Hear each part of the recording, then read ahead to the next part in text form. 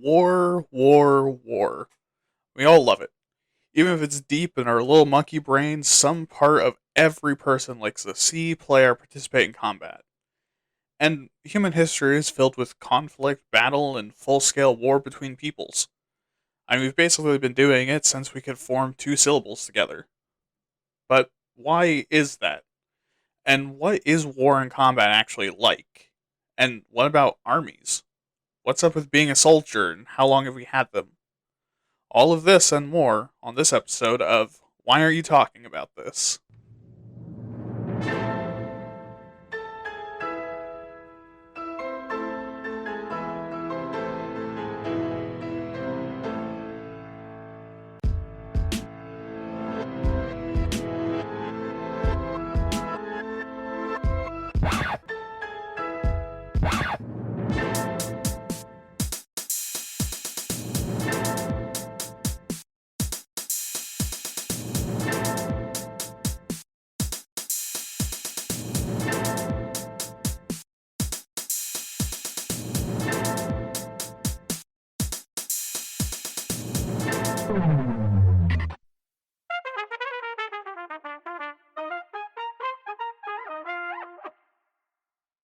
Hello, everyone, and welcome to Why Aren't You Talking About This? I am your host, William, and I will be your guide through the wacky world of horrific levels of human suffering today, aka war, whichever one you prefer.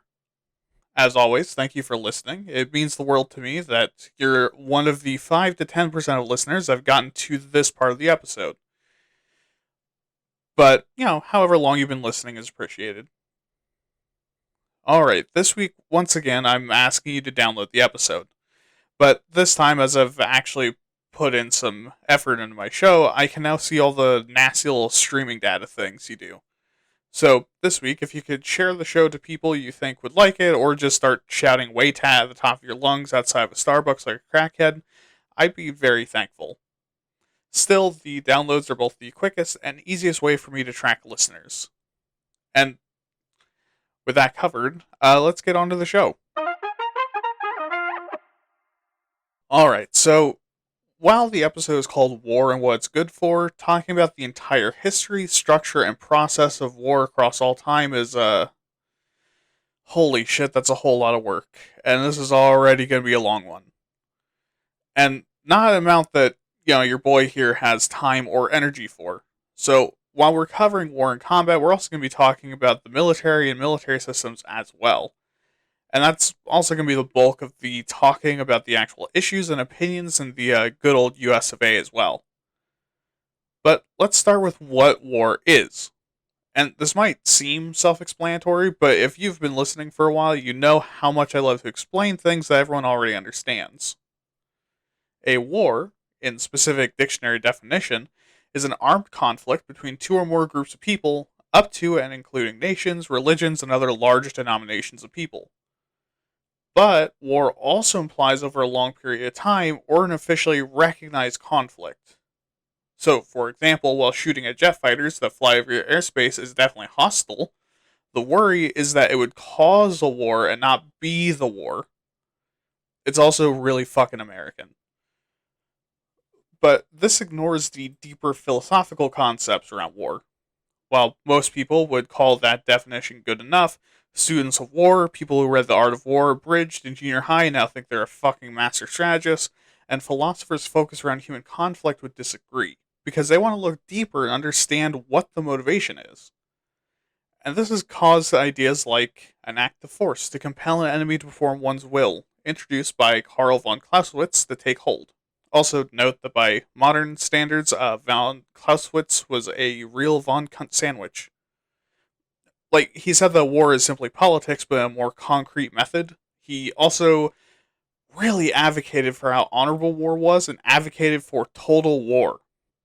And no, not the video games. Total War is in Geneva Convention? Never heard of her.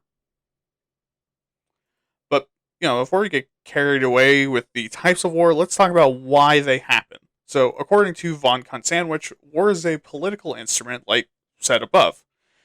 He said war was the continuation of having diplomacy with other nations, but this time you aren't saying please and are instead telling them what to do. And this also carries implications that all diplomacy has the promise of violence, like how all laws do according to people that care about that kind of thing. Now, another view of warfare is that it's a way to channel a group's or nation's feelings of rage, having a micro weenie, greed, extreme passions and desires, instability, masculinity, a desire for conflict and conquest, having a shallow pussy, and greed. Basically, that these kind of ephemeral emotions and wants are hard to manage and control, so you go to war because you need therapy but refuse to get help because you totally got this on your own. Go to fucking therapy. Related to that, another reason why people go to war is because it's unifying. Basically, by taking all of this hatred, rage, and raw emotions you feel towards life and your neighbors and channeling it into fucking butchering someone you don't know, you get those emotions out in a direction and can look at your neighbors doing the same thing and feel a kinship. And then you start noticing how soft their lips look and how strong their beefy man hands are while wrapped around the throat of someone that got lied to by a recruiter, and one thing leads to another, and then next thing you know, you're. Of course, there's also the idea that some things can only be settled through violence. Things like political and religious ideas and ideologies can only be proven right or wrong, or even be directly compared to some stubborn dickheads refusing to back down from the position that the blue Kool-Aid is superior to the red Kool-Aid, and your neurons start giving you the cane with a rock chemical, and even to trying and failing to negotiate with very real and threatening ideologies like fascism, or, hey, let's kill all people that can't whistle because they're inferior species. This reason for war basically being that since hostilities will only increase and there's no way to convince or change people, the only solution to stop these beliefs are to kill them and force the rest of the people that feel the same way to shut up and cry about it. But with all this, what is it that we think makes us like to fight and go to war so much? Well, there are three branches of thought. First is the ethological branch, that we're like this because we're animals. And animals will fight each other over things, so being social animals in large groups and complex tools, it would make sense that we do too, and war is just the word that we use for it. Then there's the psychological branch that says that for one reason or another, we're built to fight and to commit acts of war and violence. Now, this is built mostly on the psychological effect of feeling unity during times of conflict and our abilities to output unrelated resentment into the enemy and similar things. And then there's the ideological branch. That the reason why we commit violence isn't because we're built for it or because animals also kill, but because we've been brain poisoned by things like nationalism, social constructs like class and race, or special interests being portrayed as morality. Now, under this branch, humans aren't meant to kill each other, but we do because we have a society and borders and shit. But hey, let's ignore all those nuanced ways of thinking about warfare and look at a listicle of 13 different reasons. That wasn't intentional.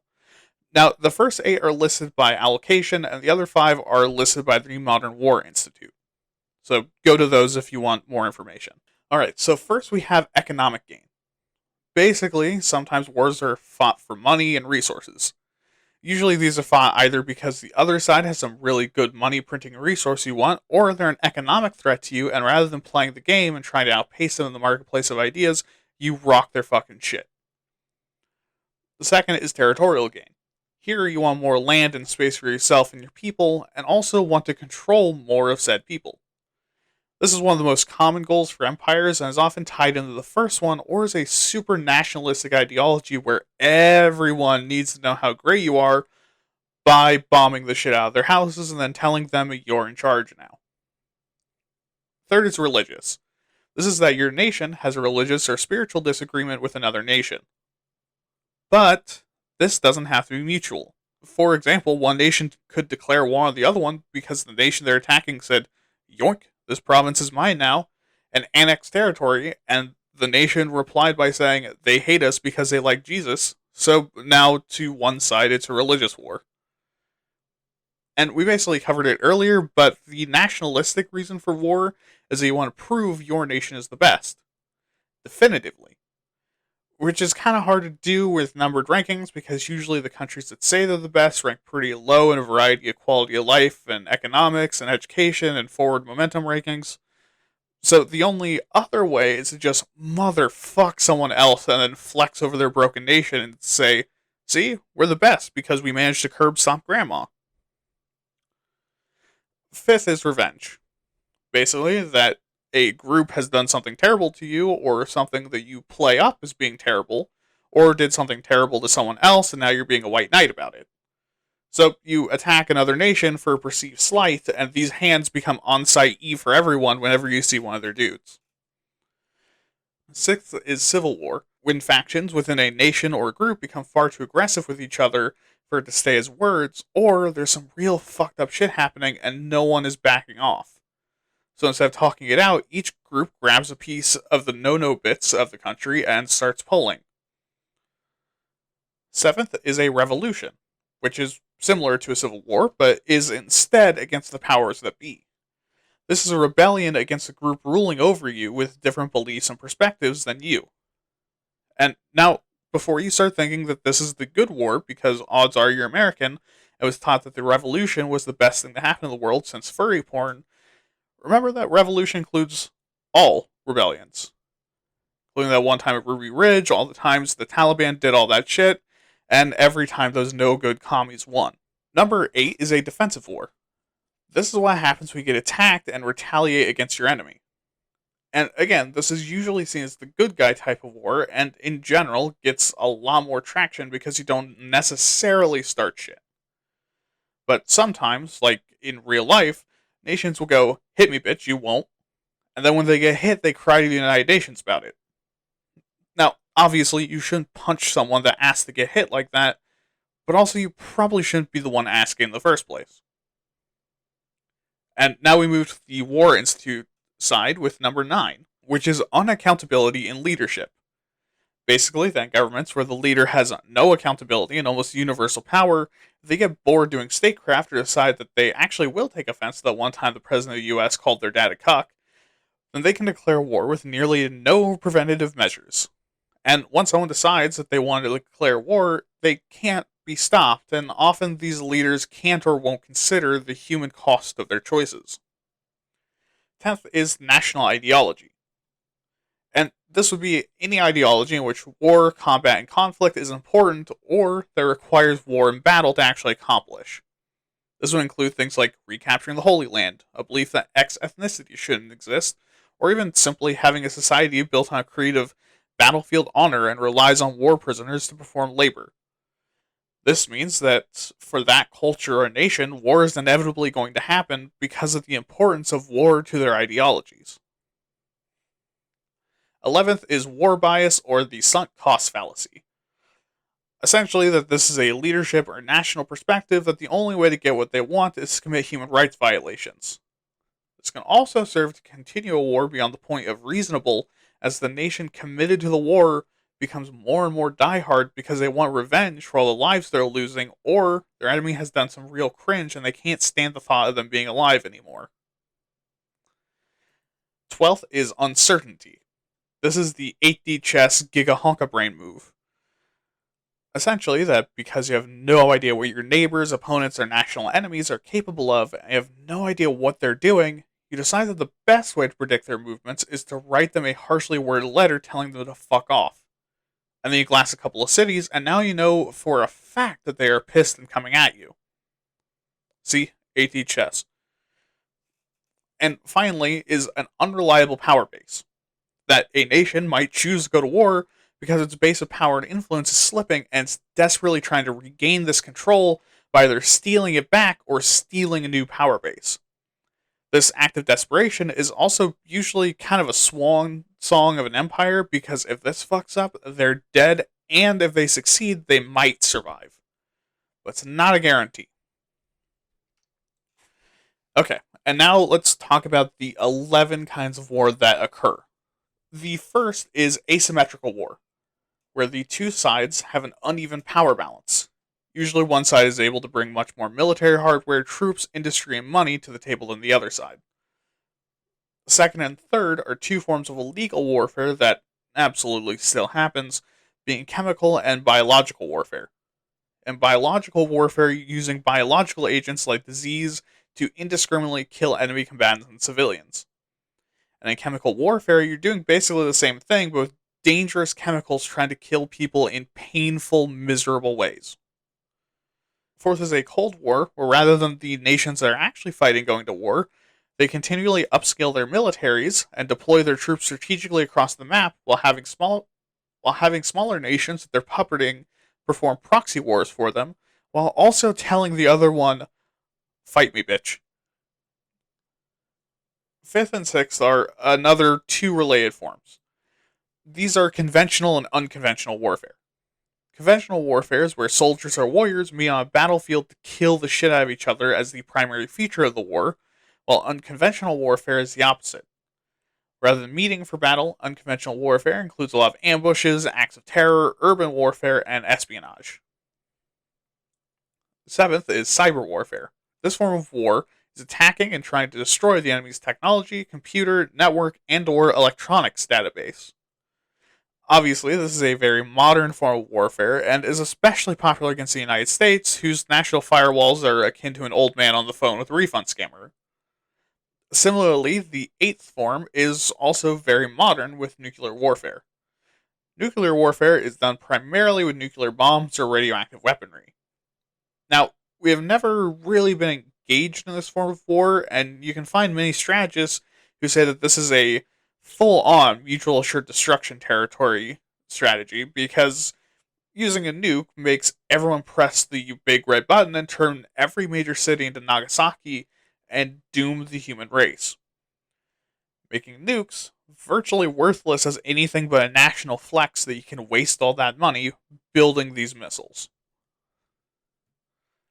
Ninth is information warfare. Now, this is hardcore espionage warfare where spies, assassins, and informants are fighting a secret war to control, destroy, and protect the means of information gathering across the nations at war. Also, this is the only kind of war that every major nation is always performing against every other major nation. In fact, in a lot of nations, spies and spycraft are kind of just seen as part of the business of running your state.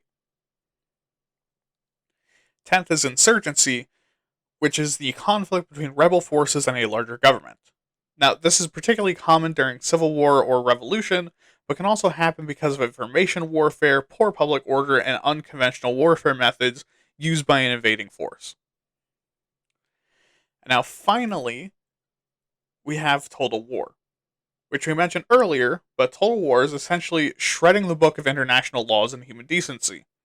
This form of warfare is victory at all costs, including massacring civilians, poisoning and polluting natural resources, executing prisoners, shooting at medical personnel, and generally being a fucking scumbag, ignoring every agreement you've ever signed and every lesson about not hurting people you've ever learned in grade school. Alright, so with all this covered, what are the actual pros and cons of committing acts of violence on a national scale? Well, the biggest benefit is not only increased power if you win, but you will also get basically whatever you want. On top of that, because you're sending a significant number of your workforce to go kill and get killed, there's a ton of new job openings that you can use to kickstart your economy. And because of increased national unity and patriotism, people are willing to fill these empty jobs and do their part. And speaking of jumpstarting your economy, if you're winning or have won, you have tons of workers pumping out massive numbers of supplies and basically shooting adrenaline into the economy's heart. And war also can be used to vent mistrust and animosity on the home front, increasing public order, and if the war feels justified and you're winning, there's a massive national morale boost. And you get a huge technological benefit as well, as your nation is trying to outpace other nations on that front as well. However, on the bad side, the biggest issue is obviously casualties and injuries. From both combatants and civilians, a large portion of people aren't getting out of this unscathed. And besides the very real human cost of actual human lives being lost, if you're conservative, the economy is also affected. Because these are workers being killed and able bodied people now unable to work at all due to their injuries. And these are people who very well might have genius ideas and plans getting fucking domed on the battlefield. Now, also, the amount of hatred, propaganda, racism, and nationalistic frenzy is increased worldwide, meaning that long term, there's greater worldwide disunity and hatred against immigrants and those in your population that even passingly resemble your enemy. And again, beyond the human cost, this is really bad for public order and control. Now, there's also the destruction of both natural environments and cities, making some areas entirely uninhabitable or unusable. Now, the other thing is that no matter what the government tells you, human rights, liberty, and decency takes a backseat during a war.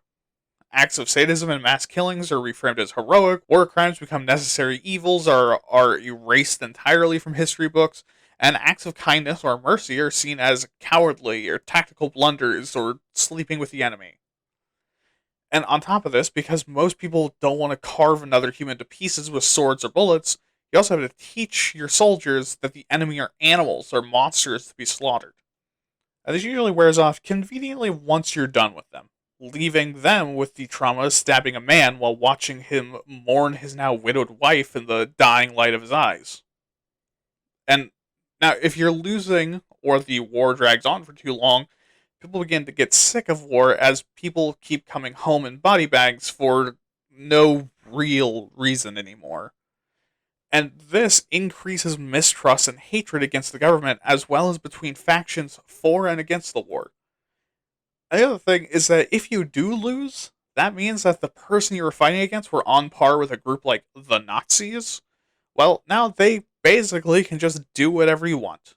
You'd be handing the villains of the war the keys to the entire world. And, with that terrifying thought, let's go to the history. Alright, so we are going to begin with pre-civilization. And we don't really have a ton of evidence for warfare during this period, besides the fact that we are pretty sure it was happening. Now, there's a ton of evidence of cavemen with wounds on their bones, both lethal and non-lethal, that we think can only be caused by weapons. And how do we know that? Well, to put it simply, humans have been fucking brutalizing each other for so long, we know the difference between a broken arm caused by a slip, trip, and fall, and a broken arm caused by getting your arm beaten in with a horse's jawbone swung by another caveman. But this shows us that ancient humans were still warring, raiding, and being violent with other tribes. Some of our strongest evidence of large-scale battles comes from somewhere in the 11,000s BC at Jebel Sahaba, I apologize, in modern-day Sudan, on the border with Egypt. There, we found 61 skeletons with battle wounds buried there. And if you're frustrated we don't have more information, I want to remind you that the time between when the Sumerians were throwing it back and when we're throwing it back is about 6,500 years. And this is almost double that. And I mean, when I was in grade school, we were told the Sumerians were like the early adopters of this whole civilization fuckery. Speaking of which, the first actual written evidence we have of a war being fought is 2700 BC between the Sumerians and the Elamites. And if you don't know who the Elamites are, neither do I. But this caused a series of war between the two civilizations over the period of several centuries, but we don't know exactly what caused the war in the first place. However, Sumerian writers claim that it was because they wanted to control the Elamites, and the Elamites weirdly told them to fuck right off. And at this time, war wasn't being fought by professional soldiers. Instead, war was fought in the same way that you and your buddies got into fights in high school. Saying, hey, let's go fuck those guys up, and then forming a posse to beat the ever-loving shit out of those people. But this changed somewhere in the 2300s BC, when the Akkadians formed a professional standing army under Sargon of Akkad. And Sargon of Akkad would go on to found the Akkadian Empire. But like everything else in this fucking timeline so far, we don't know much about this army besides the fact that their only job was to fuck people up. And then in 2094 BC, the Empire, under Shulgi, creates their own standing army. And again, we don't fucking know much about how this army looks.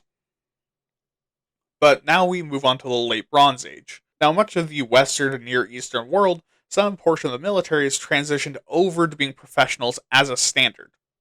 And this includes things like chariots, palace guards, shock troops, and other elite specialists, with some of the most prolific of this practice being the Hittites and the Egyptians. And yes, this is how old the heyday of the Egyptians was. Not even close to getting to the shit that we think of as old. But why are militaries of this day found around an elite core rather than being entirely professional? Well, because as someone who isn't fucking stupid might imagine, having a professional army is expensive as shit and only drains resources like your wife who drains the cum from my holes, but is also entirely useless unless you're actively killing people. Meaning that during peace times, you're feeding, paying, and supplying these guys that do nothing but stand around and look tough while everyone else is working their clits off trying to not starve. Being the only people you want to do that are people who are worth the investment, a la elites. Now, also to show that the concept of a standing army isn't a purely Western concept, we have the Vedic period in India lasting from around 1500 to 500 BC. This is a period in which I'm going to apologize, Kshatriya? Yeah, I'm going to go with that. Kshatriya, military caste in India at the time, was warring with each other almost 24/7. See, as this is the second most powerful of the castes, they were pretty hot shit. So they didn't have much to do besides politic, get mad, and do war. Just something we see with militant aristocracies all the fucking time. But sidetracking again to stroke the cock of Western propaganda, we have the Trojan War occurring somewhere between 1300 and 1100 BC. And this one is controversial because there's a lot of debate about if the Trojan War actually happened or not, and if the city found that was labeled Troy was actually Troy, or just the archaeologists digging it up, getting a Greek mythology boner, and deciding a random ancient city in Turkey was Troy.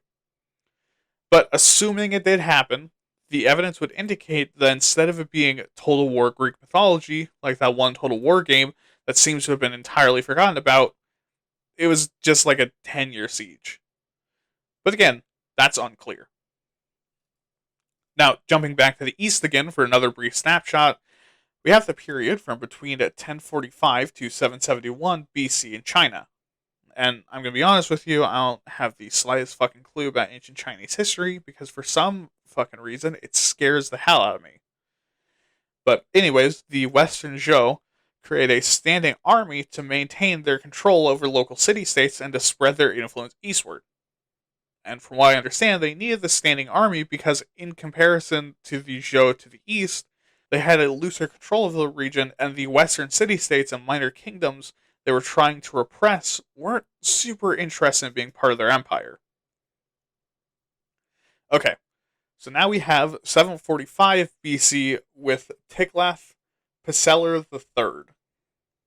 I'm not even going to try. If you're going to correct me about ancient Assyrian, fuck off. But this man created the Neo-Assyrian standing army as part of the, you guessed it, Neo-Assyrian Empire.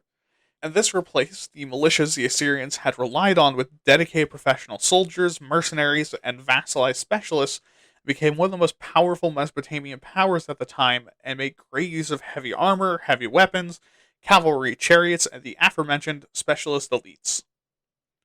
And how were they paying for this and why? Well, because the economy of the Neo-Assyrians very heavily relied on warfare and taking of tithes and slaves by force. Yikes. But also, there were strategic concerns, since Assyria and its holdings was out in the middle of the fucking continent with no natural defenses, like major waterways, mountains, bogs, or even trees to buffer from oncoming attacks. Meaning, they needed a badass army to dissuade invaders. And on top of this, their religion was also heavily focused on war and controlling the entire fucking world in order to make the gods happy and make them come back. But now, back in India, between the 6th and 4th centuries, as war on the continent became a much bigger deal and other civilizations began to have hostilities with the Indian subcontinent, again, I'm sorry, Indian listeners, the Mahajanapadas, a collection of 16 kingdoms, began to lean less and less on the military caste and began to use professional soldiers from lower castes to fill out their armies. And why was this?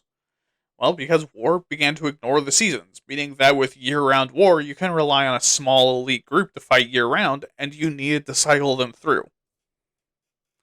Also, wars got a lot bigger, so you couldn't just have, 60 dudes out in the field. And in 660 to 650 BC, we have the next piece of Western Greco-Roman propaganda used by the alt-right without any thought towards the actual historical implications. Sparta establishes itself as a major Greek power by having the first standing army in all of ancient Greece during the Second Messenian War. And if your panties are getting twisted in a bunch that didn't cover those wars, fucking teabag yourself. I don't have the time, and this is going to be a very long episode.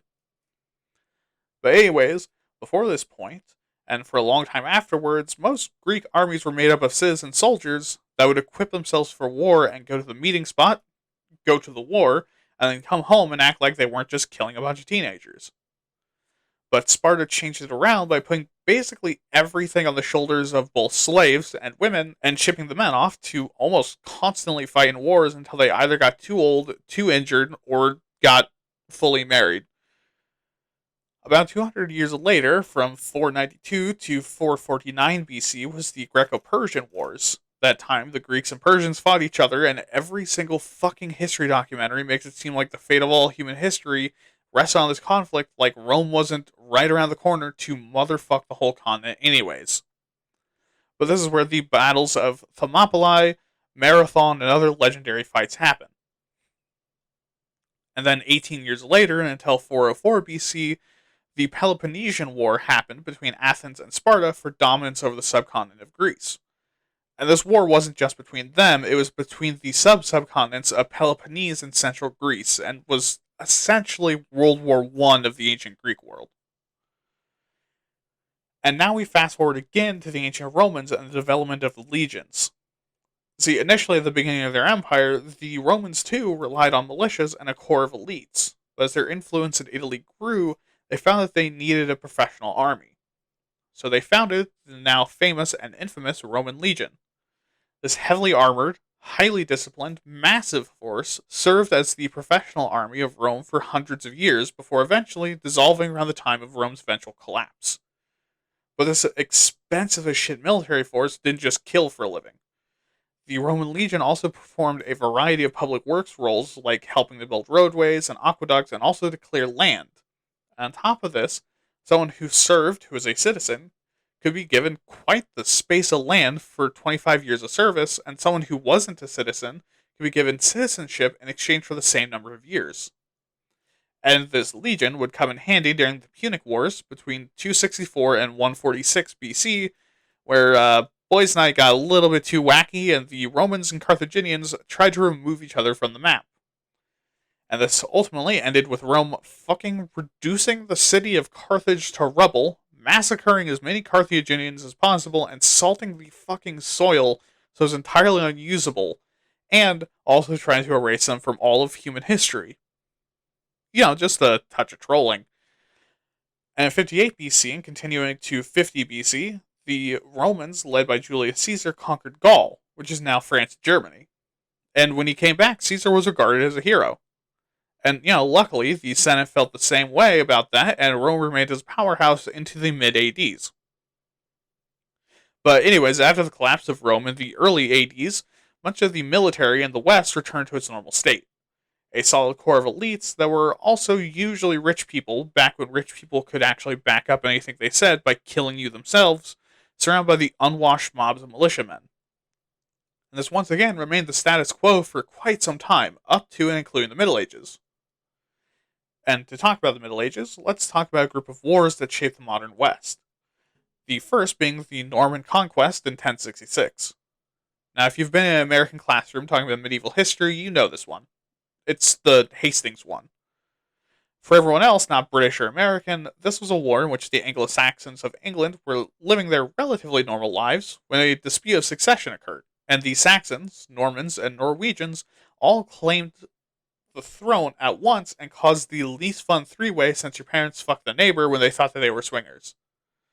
But eventually, rich boy William the Conqueror won the war and essentially shaped all of British history and politics forever with his choices of how to control this new massive area of land he had won in essentially a single Hail Mary battle. Not too long after this is the First Crusade in 1095. Yet again, this is another thing that the alt-right clings to that is ironically accurate, but for all the reasons they don't want it to be. The First Crusade was a supporting action to aid the Byzantine Empire against the Seljuk, partially also because of threats to pilgrimages to Jerusalem. And the First Crusade was mostly a success, with 4 Crusader states established in their wake by 1099 and the liberation of Jerusalem. The Second Crusade, in 1145, was an almost complete failure, with the two halves of the army getting the shit kicked out of them in Anatolia, modern Turkey, and the few remainders deciding, fuck it, yeah, we can afford a siege, and got curbed attacking Damascus and ended up getting Jerusalem kicked in the dick. And while I can go through every crusade until 1291, understand that there were 6, and these 2 were the most organized and well thought out, with even one of the crusades getting a little too trigger happy and attacking the Byzantine Empire, the people they were supposed to be helping. Oh, and also, those crusaders got waffle stomped. And now we hit the 14th century, a time where, as stated in the gun episode, Europe was ripping its own asshole out. During this time, the Hundred Years' War began between England and France, which is really a series of wars so close together that they all got glommed up. And these began in 1337, which ironically spells leet, and continued on to 1453. And you fucking math wizards out there know that that's actually 116 years. And the series of conflicts would eventually result in the rise of nationalism and the national identities of both France and England, and can be blamed for the rest of French and English history. Also, during the 14th century, we have the foundation of the Janissaries in the Ottoman Empire. Now, for those of you who have heard the term Janissary thrown around in video games, war games, or in your favorite fantasy books and have no idea what that meant but were too scared to ask, a Janissary is an elite standing army corps of slave soldiers. And now that might sound bad, but what if I told you it was specifically Christian slave soldiers that were slave traded as children, circumcised, and then forcefully converted to Islam? It wasn't all bad, though, since the Janissary system afforded a high level of upward social mobility for the people involved, and from their founding to their bloody dissolution in 1826, they were the power behind the Ottoman throne, first standing army in Europe since ancient Rome, and also were able to muscle more than a few emperors into doing exactly what they wanted. So, some good, some bad. Getting slaves stolen from your parents, forcibly converted, and have your foreskin removed by a man that is so good at this that it's disturbing. But you do give me a badass warrior that can alter the politics of your entire nation by reminding the dude paying your salary that the only thing between him and dying a slow, painful death is your restraint. But now we jump forward to the 1420s, when Hungary, somewhere we'll be visiting again very shortly, is credited with the next biggest standing army in Europe, and those being the garrisons of a series of heavily entrenched fortresses across the country. Because, see, Hungary, especially during the 1400s, is right smack dab in the middle of Europe, and sits between the Ottoman Empire and the Holy Roman Empire. And for me, only the 400s AD kids will get, it's like being the Franks between the Hunnic Empire and the Western Roman Empire. So these fortresses and garrisons were maintained to help to defend themselves. Also notable is that the entire region of Eastern Europe was a total mess of alliances, familial ties, religious orders, and ethnic alliances without the unifying smashing of heads that occurred in France, England, or the Holy Roman Empire. So it was even more necessary in case you trace the path of alliances and found out that you're actually at war with your step-cousin twice removed and once replaced as also a 7-year-old. Now, speaking of France, Charles VII founds a professional army during the Hundred Years' War despite the cost of doing so. And why? Well, because it is the fucking Hundred Years' War and has been going on at this point conservatively 90 years. And it was getting expensive, leaning on a bunch of dirty fucking peasants because they weren't farming when they were out killing each other. And speaking of founding large-scale professional armies, we're right back to Hungary, with the founding of the Black Army by King Matthias Hunyadi. That feels like I pronounced it wrong and feels kind of racist. But anyways, in 1462. This army was unique in that not only was a lot of its soldiers heavily armored in black armor, which is fucking badass, but also because every 1 in 4 soldiers were equipped with a firearm. Note that in Western Europe at this time, less than 1 in 10 soldiers even had access to a firearm. This army was also unique because rather than the tactics of the day, the Black Army relied on a heavy battle line of well-armored troops and heavy shock cavalry acting like a mobile fortification for the much lighter infantry to emerge from and pulverize people while they rained fucking artillery from the distance. And this made them an incredibly elite fighting force that kind of became the terror of Europe, and Eastern Europe especially, for a long time. Now, once again, returning to France, we have in the 1480s when France realized, oh shit, standing armies are fucking dope, and paid Swiss instructors to train legions of up to 9,000 heavily armed and armored soldiers to act as their standing army. And obviously, this was expensive as shit, so much that by the reign of King Henry II of France, France had walked this back and created a system to raise regiments of professional soldiers during wartime and laying them off during peacetimes. Assumedly a much kinder way than people are laid off nowadays. It's a lot easier to storm your boss's house when you're all fighting with the same weapons. But now we're reaching the 16th and 17th century, a time when, again, warfare is changing. As the Spanish Tercio is founded, this new formation of professional soldiers rules supreme over the battlefield, with the Spanish form remaining the legit $400 Supreme label, but with actually something to back it up rather than just a clout chaser name version of it. See, a tercio is a pike and shot formation that became extremely popular across Europe, where the pikemen were set in a square formation with 4 mobile groups of gun tootin' rootin' shootin' mongas. Yes, I know, you fucking weeb. Deployed at the corners. Mangas also means sleeves in Spanish. And this gave the arquebusiers, or musketeers, the benefits of the pike formation while giving the pike formation some teeth at range. But the Spanish formation was the only one made up of trained elite volunteers rather than normal-ass trained volunteers. Now, also during this time is the controversial military revolution. And this is controversial not because it said the gamer words on Twitter or said something mildly offensive in over half of its YouTube videos. Rather, it's controversial because the majority of historians think it's way too simplistic and denies that there was no such single chain of events that changed war forever, and instead it was a slow evolution. But fuck those nerds. What do they know? So the idea of the military revolution is that during this period, the strategy and tactics of war shifts in Europe as generals attempt to one-up each other. And as it becomes more complex and technology and industry steadily improve, weapons technology gets stronger and the amount of money the military is able to receive is increased exponentially. All of this together means that larger forces with more elite troops with better weapons becomes viable, and the amount of logistics required is increased, meaning most governments begin to develop their own ways to manage this clusterfuck. And for example, because this is an American podcast, let's look at England. Beginning in 1642 and continuing to 1652 is the English Civil War. At the end of this conflict, seeing as much of the war was caused by relatively otherwise minor lords gathering armies of militias, the culture of English warfare shifts away from these militias and towards professional militaries. Also, because France already did that 100 years ago and they figured it was time to fuck the French again. But this is followed up by the 1661 Militia Act, which prohibits the raising of militias by local lords. And this entirely forces the British to adopt an entirely professional fighting force.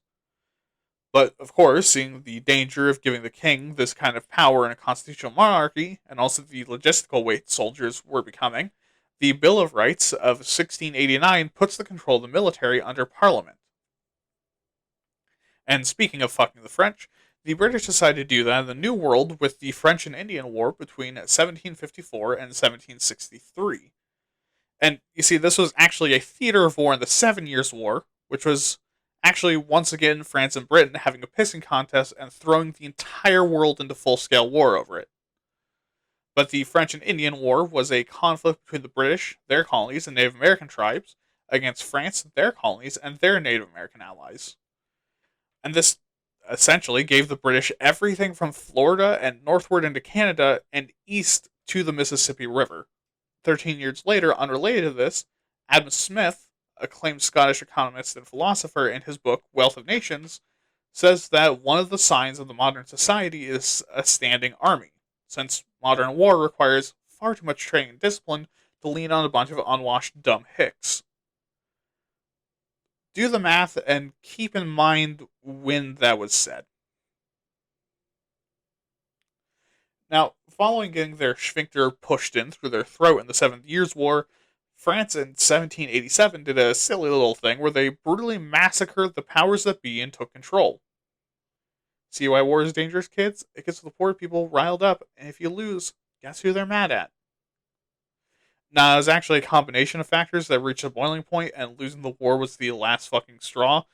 But after this revolution, which ends in 1799, as immediately followed up in 1800 with the Napoleonic Wars, where Napoleon, at the head of the new France, just absolutely curbs the majority of Europe for about 15 years and changes the entire political and military landscape of Europe and its colonies. Which is, hey, 28 fucking years of France at war, and this time mostly fucking up other people. And I can't understate how much this changes about everything about European warfare and politics. And also, I cannot do this entire thing justice, so I suggest watching a 12.5 hour video essay on the summary of the Napoleonic Wars. But something else that this era does is demonstrate the new ways of war in the 19th and 20th centuries. See, as the Industrial Revolution truly begins to take hold and worm its way into warfare, small arms becomes much more viable to use, manufacture, and distribute. Meaning that, like the memes, it doesn't matter how elite your 6'4" super heavy infantry boyfriend is, when my scrawny ass can chuck 30 rounds of 9mm ammunition downrange at 1,000 feet per second without even breaking a sweat. On top of that, because you can make about a crate full of thoughts and prayers in about 2 hours, the best way to use this level of industry is to have a lot of troops. And because of that, conscription once again becomes popular. Now also, unfortunately, because the industrial centers are placed in civilian populations, and the best way to beat your enemies is to stop them from arming their troops, total war also becomes much more common during this era, which includes stuff like firebombing civilians, normal bombing civilians, artillery striking civilians, and raiding civilians. And due to this changing nature of warfare, the first Geneva Convention is signed in 1864, which establishes the Red Cross and also promises that humanitarian groups performing aid cannot be targeted by your military, and that medical and religious personnel, regardless of the side of the war they're on, cannot be prevented from providing medical or spiritual assistance to soldiers. It's also stated that wounded and sick soldiers found or captured were to be cared for and humanely treated, and the enemy war dead and wounded would either be shipped back or their side would at the very least be notified that you have them. Which is all pretty honorable stuff, but is also weird that war is developing rules when it's literally forcing people to fight to the death. But hey, rather have them and not need them than need them and not have them.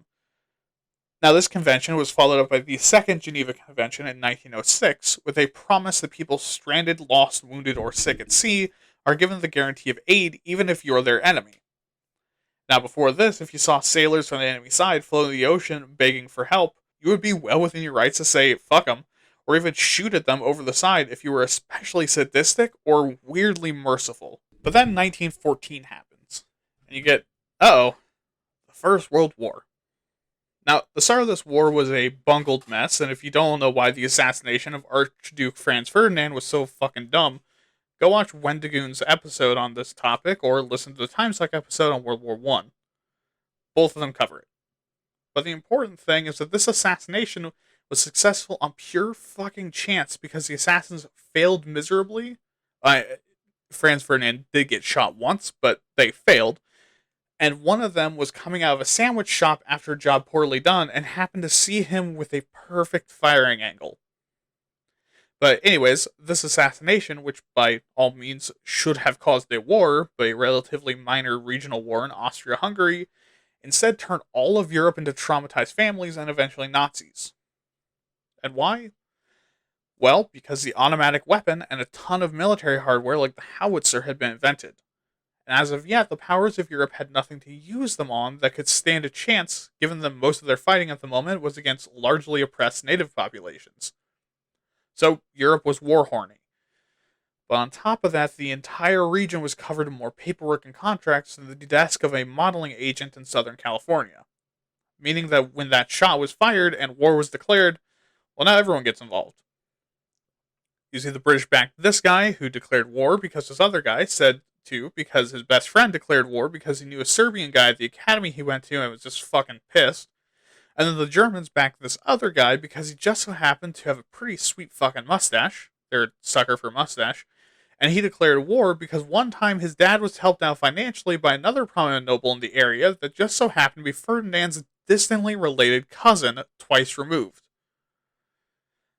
But anyways, the war starts, and with it comes the proliferation of extremely high-powered weaponry mowing through ranks and ranks of mostly unarmored troops, resulting in trench warfare, which then resulted in chemical weapon attacks, landmines, barbed wire, super heavy fortifications, and artillery raining from the sky nearly 24/7 while you sat in a muddy hole in the ground waiting for someone to tell you to run directly into machine gun fire. Yep, this ruined an entire generation of people. And this war also made the entire world rethink how they perceived warfare. Because before this war, yes, there was suffering and a lot of it, but there was something honorable and glorious about it. But now this was a war with such a stark amount of suffering, with apocalyptic level weaponry being used by both sides, and many of the people seeing soldiers coming home saw hollow shells in the shapes of people where young men used to be. And this is where the narrative of war begins to shift to a more modern understanding. People begin to see and understand war as something that is almost entirely filled with horrors and suffering, with very little chance for glory or celebration. By the time the war ends in 1918, Europe is torn to shreds both physically and spiritually. An entire generation is either dead, wounded beyond recovery, or are essentially zombies, and seeing all of these lessons about the danger of these incredibly powerful weapons, war horniness, irresponsible webs of alliances, and hubris, what does Europe do? Well, they blame it all on Germany. And yes, this will bite literally everyone in the ass later. But also, following this war in 1929, we have the Third Geneva Convention. This one accounts for and ensures the safety and good treatment of prisoners of war. And, holy fuck, is it gonna seem like no one paid attention to that soon. Because in an attack that should have surprised no one, the neutered and fascism-spitting Germany decides to unveil its new anti-Semitic, barbed 18-inch mechanical cock and invade Poland, starting World War II. Now, also, this is where all those Polish jokes come from, so if you use those, I'm going to take this opportunity to make you feel like a shitheel. See, Poland at this time still had cavalry regiments that were actually on horseback. And horses, as we've learned from the gun episode, has one natural enemy: bombs. And when Germany invaded with the Blitzkrieg tactics, they came in hot with a bunch of those, and also tanks. Yeah, they're like horses, but with no natural enemies. And the Polish cavalry, seeing the Nazis coming, moved to engage as to allow the civilian populations to escape. And the Polish cavalry was massacred to the fucking man. But they bought enough time, and most of the Polish civilians were able to escape the initial path of the Nazis. And Polish jokes exist because the rest of the world saw this and went, lol, horses can't kill tanks, you idiot. So yeah, that's fucked up. But there's a lot of information on World War II, and it's a very deep lore with just so much history to it. But simplify, for a very long time, the Nazis were kicking the ever-loving shit out of Europe. With their Italian and Japanese allies, they had pummeled the French into oblivion. The Spanish were dealing with their own fascists and couldn't really do much. They were bombing the UK into the Stone Age and were rapidly shoving their robot pianists towards the Russian capital. North Africa was going well, and the Asian theater was too. The problem is that fascism is a live fast, eat ass ideology. That hatred can only burn for so long and so bright before you have to use a more sensible form of government. And Hitler, being one of the worst military leaders of all time, and also being a micromanaging, paranoid piece of shit, and the fact that winter was approaching, and also the UK, America, the Soviets were rallying, things started to turn bad. And then in 1943, Italy, after Antifa uprising, fucking ousts Mussolini, and the fascists collapse in on themselves as the new Italian government switches sides. So now, Hitler is all alone in Europe, surrounded on two fronts, while their nearest allies are getting their cock gobbled in the Pacific Theater, and also, the Nazis fucking hate them. And seeing the writing on the wall, by 1945, Hitler did the only good thing he ever did. Killed Hitler. And obviously, seeing as the Nazis to the west were getting ass blasted by the British and Americans, and their face rearranged by strong Russian karate, they surrendered to the Allies. But given the code of honor the Japanese Empire was using to justify all its horrific shit, their leadership wasn't giving up. And it just so happens that at the same time the first nuke was tested and Oppenheimer gave his incredibly emotional and terrifying "I have become death" speech, as he and the other researchers realized that they've just figured out how to create doomsday. And as the Japanese refused to surrender, Eisenhower made the choice, instead of a land invasion of Japan, which would cause potentially millions of lives, he'd send a message. And on August 6th, 1945, nuclear weapons were used for the first time as the little boy turned Hiroshima into hell. And 3 days later, Fat Man would do the same, turning Nagasaki into hell. And the message was clear. Surrender, or Tokyo's next. And holy shit. But it worked. By August 15th, the war was over, as Emperor Hirohito surrendered, marking the last time, hopefully the last time, nukes were ever used in war.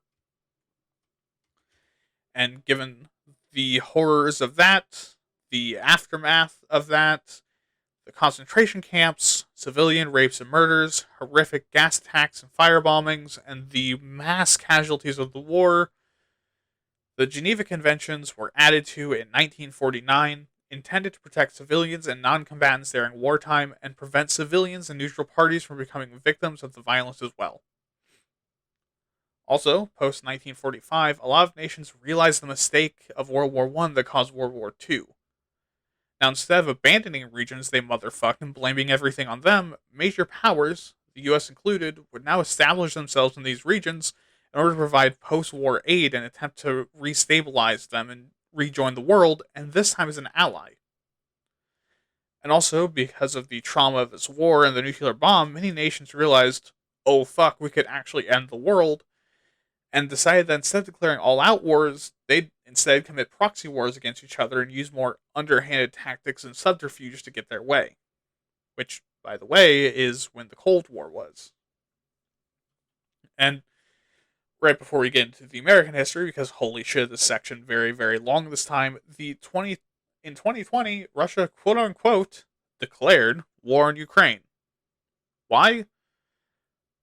Well, they claim to be trying to save it from the neo-Nazi uprising happening there.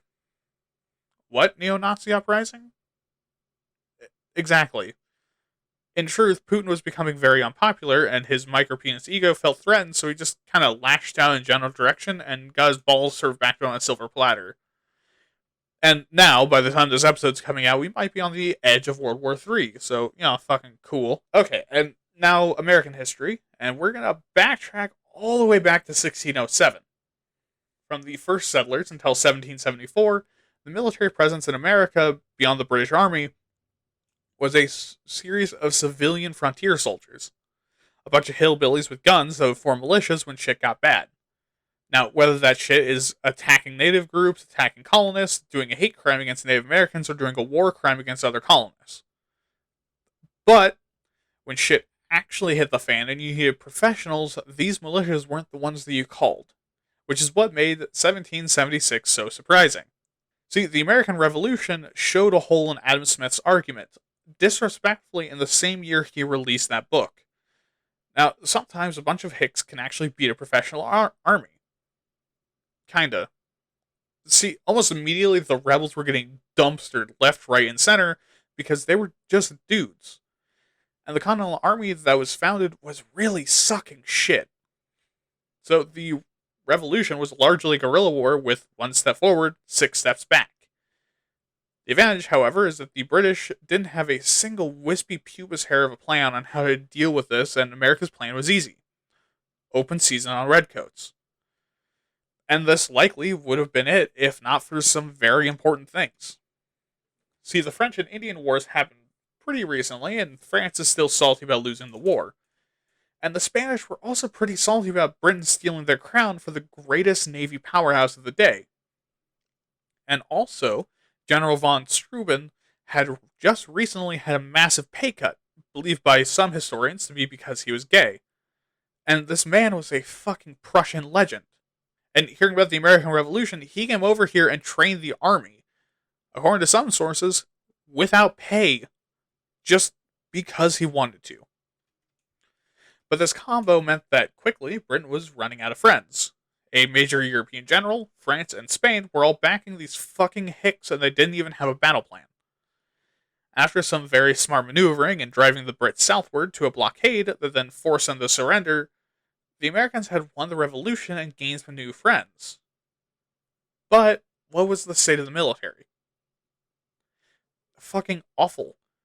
Now, the entire land force was essentially a tiny contingent of Continental Army soldiers, and the sea force were a few ships that weren't blown out more than I wish my asshole was, and some Marines. But due to a mistrust of standing armies, being more broke than a snaggletooth hooker, and belief that a standing army would pull us into wars we didn't want to be a part of, ironic, and allow tyranny at home, we didn't want a standing army for the most part. And, like I just said, it's ironic that basically all of this is reversed now. But because of the revolution, we also thought our militias were the shit and refused to accept that some fucking foreigners and Native Americans did most of the heavy lifting, and wow, that really hasn't changed. But also, most of our wars were against the already pretty badly injured Native American populations and also on the water, so a full-on military-industrial complex wasn't quite viable yet. Speaking of which, in 1785, because of the Treaty of Paris that forced Britain to think of us as its most rebellious offspring instead of a tumor, they also had to give us all the land between the Appalachian Mountains and the Mississippi River to the border of Canada, which, funny enough, is some of the land that the French had lost before. But here's the thing, no one told the Native Americans. So when the skybox went from the Union Jack to the gaping Star Circle and God Save the King stopped playing, the Native Americans were very reasonably unsure what the fuck was happening. And so America did the thing that Americans do: motherfucking minority population while simultaneously fucking it up in every way possible. Now, for the next 10 years, the Huron Confederacy wiped not just our butthole, but broke out the Alex Jones taint wipes on our entire military. Until General Anthony Wayne, in 1794, decimated their forces at the Battle of Fallen Timbers. And then we won because we motherfucked them so hard in that battle that they couldn't recover in time. And now we get to the weird boat season of the shonen anime that gets progressively darker called the United States of America. From 1794 to 1815, we just fucking couldn't get enough of boats. It started in 1794 when the US signed the Jay Treaty with Britain to avoid war, declaring open trade with Britain forever. And this pissed off both the French and a good deal of the Americans. So much so that France started a proxy war using pirates. And as this began to resolve by around 1800, we decided to stop paying protection money to the pirates along the Barbary Coast, and just to make sure that they got the message, we sent the Navy to punch them in the teeth. And we end up winning this war by capturing the city of Derna, and the US forces Tripoli to sign a peace treaty. Assumedly with one of the terms being no more pirates.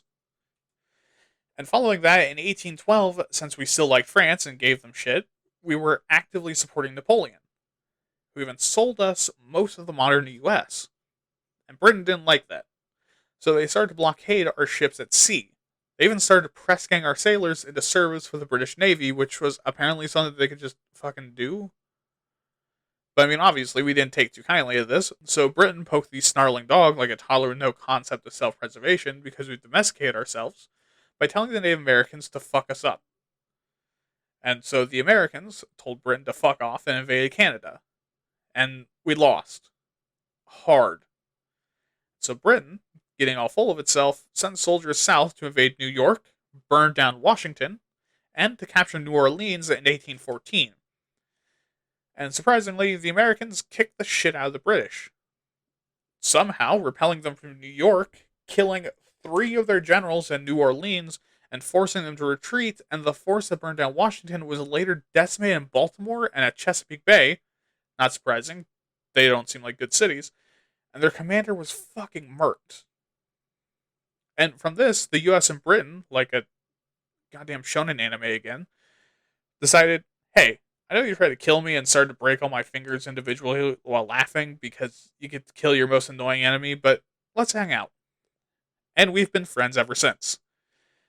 After, fucking shafting the Native Americans, of course. And as our last bit of fuckery in this season is the Second Barbary War, where we ended the practice for good of raiding US ships from the Barbary pirates. So, now the US is feeling itself. It's had a major glow up, and a lot of the world actually takes us seriously now. So, what do we do with all that energy? Well, Manifest Destiny takes hold, and we decide that actually, fuck the Native Americans. God wanted us to have all of this land. That's why he put people here. And so we start encroaching on their land.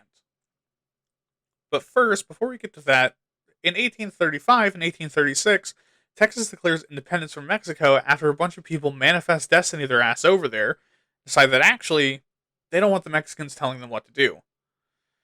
And Mexico knew the US was sending people and eventually threatened the US with war even as they failed to recapture the area from a bunch of rednecks.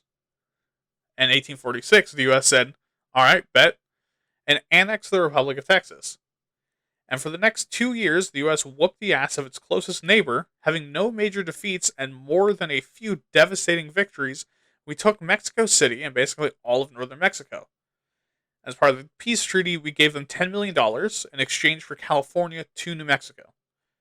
Again, without any input from the people living there. But then, America was distracted from the warpath to split its asshole open with its own hands. AKA the Civil War. Beginning in 1860, when Lincoln was elected, the long-term animosity between the North and South broke out into war. And while today a lot of people think the fight was a relatively even match, that's some white people propaganda. In reality, both sides were unprepared. Now, while the North had the economy, industry, and population to flood the South with well-armed, well-trained troops, the Union standing army was still tiny. And the South had the best generals in the nation because they were trained in the newly Confederate Virginia and felt loyalty to the South, but they only had poorly trained, low-numbered militias scattered across the South. And by the time the war got going and the Union became a war machine, the industrial might, mass production of arms, and the controversial mass conscription campaigns overwhelmed the South. And also, it was always going to be the plan to strangle the Southern economy, as the South relied on trade with England, France, and other European powers to support itself. But after failing to do anything massive, and the war inflicting the most casualties the war has ever seen from any other war combined, General Sherman decided, fuck it, and initiated Operation Get Fucked Nerd, burning the South from Mississippi to sea and salting the earth. Which, hey, did strangle their economy out forever. The South still hasn't recovered at all, nearly 200 years later. And coming off the heels of this, the US almost immediately pivoted to the Indian Wars from 1865 to 1891, where apparently our hate boner hadn't faded and we needed something else to ruin. So the US annexed and stole the entire Great Plains region from the Native Americans, including building railroads through the land, hunting animals to near extinction, including the buffalo that they relied on because we made them rely on it, and doing an industrial revolution all over Mother Earth's tits. And because clearly a reasonable person would retaliate, many of the tribes did, most notably the Sioux and Comanche, who fought the US from being put onto reservations, and so the army decided to ride out. And despite early victories like the 1876 Battle of Little Bighorn, where 200 cavalrymen and General Custer were completely destroyed, it ended in 1891 with the Wounded Knee Massacre, where 300 Lakota were massacred, armed or not. And not to minimize the horror of that, but around the same time, the US begins work on modernizing their navy, which means changing out the wooden warships for some steel battleships, which was expensive as shit, but put our navy on par with the British Navy. And in 1898, we decided to use that navy, with a combination of newspapers pushing for the liberation of Cuba from Spain and the bloodlust of the American war machine not being sated with the deaths of thousands of unarmed Native Americans. We declared war on Spain and began the Spanish-American War. And at the start, despite being a more impressive military power, the Spanish were poorly deployed and we stormed Cuba, occupying it and eventually giving them independence. After this surprisingly fast victory, the Spanish gave us Puerto Rico, Guam, and the Philippines. Oh, also we get our grubby little fingers on Hawaii. How, do you ask? Well, Dole, the fucking fruit company, overthrew the rightful monarchy because the monarchy was pissed about Dole's labor practices and also them trying to avoid tariffs. And in 1898, we decided just to take it because Dole was technically an American company. Yep. But with all this new territory and the growing size of the army, we began to actually modernize it with more in-depth and well-formatted systems of command and leadership and officer training programs. And in the same fucking year, we began the Banana Wars. This period, lasting from 1898 to 1935, is when we decided that Latin American business is actually our business, and basically just decided that we wanted their money. So we did things like invade Panama to build the Panama Canal, putting our military in the Dominican Republic, Haiti, and Nicaragua, usually without their input, and helping companies to establish corporate autocracies known as banana republics as long as they gave us a cut of the profits. And in 1899, and continuing on to 1902, we also sent the American National Guard to the Philippines to suppress Filipino revolutionaries in the Philippine-American War. And in that war, we killed a total of 220,000 Filipinos and committed atrocities like scorched earth policies and retaliation against civilians. Which, I gotta say, the US track record, we seem surprisingly cool with that. And to flop our cock onto the table of international discussion even harder, we also circumnavigated the globe with our navy in 1907 to show the world that no one is safe now. 3 years later, Mexico and America would go at it again as the Mexican Revolution begins, and Woodrow Wilson cannot have Hispanics doing something without his permission, so he threw soldiers at the problem. And we both occupied cities and had cities occupied during this war, even sent troops to chase down Pancho Villa. Until we got dragged into World War I and made peace with Mexico and withdrew our forces, pissed off that we almost took the rest of Mexico if it hadn't been for those meddling Europeans. See, initially we were going to be neutral during World War I because, like true Americans, we didn't understand what half the words in that big old cross-alliance bullshit was and decided, it's their problem. We have Latin America to fuck with. But given that we sent aid to the British and French, as well as weapons, the Germans decided, mid-stalemate, that the best course of action would be to introduce another enemy into the war by attacking US ships. And then America looked up from beating half of our own continent to a pulp and decided that we were going to turn Germany's face into hamburger meat. Now, initially we sent a small number of troops with no supplies, leaning on the French and British to actually give them weapons. But by 1918, we were sending 10,000 soldiers a day, armed to the teeth and ready to fight. And this obviously helped to end the war. But after the war in the 1920s, with our newly engorged fleet and army, the rest of the world decided, I think we should disarm a bit and reduce the number of ships and soldiers.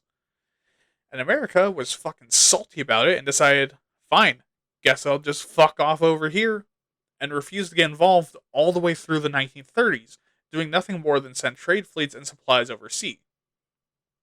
Until 1941. Because again, our plan was just to send military supplies to French colonies, China, and the Soviets in the Pacific. Germany, having learned the lesson the first time, didn't stop us. Japan, however, didn't know we really hated when other people touched our boats. So they attacked Pearl Harbor to dissuade us from entering the war. And on top of fucking with our boats, Americans were already ready to enter the war. So with a surge of public approval and some boat boner rage, America declared war on Japan and by extension Germany. We got tangled into World War II. And after World War II, and I fucking know there's more to cover, but this is a long episode and control your goddamn boner for 1 second. As one of the few unfucked nations with a massive economy and military and also functioning nukes, we said, well, fine. If you won't stop involving us in your wars, I guess we'll fight all your wars then.